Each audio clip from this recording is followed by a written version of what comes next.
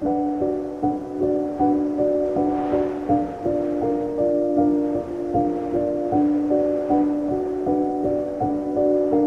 दफा का जिक्र है कि जंगल में भेड़िए और भेड़ें रहती थी। भेड़िए ताकतवर और खतरनाक थे, जबकि भेड़ें कमजोर और मासूम थी। भेड़ों ने अपनी हिफाजत के लिए कुत्ते पाल रखे थे। जब भेड़िए हमला करते तो कुत्ते उन्हें भगा देते थे। एक दिन जंगल के कुछ बड़े जानवरों ने दोनों को लड़ाई से रोकने के लिए सुलह करवा दी। मुआहदा हुआ कि भेड़िए अपने बच्चे भेड़ों के हवाले कर देंगे और भेड़ें अपने कुत्ते भेड़ियों को दे देंगी।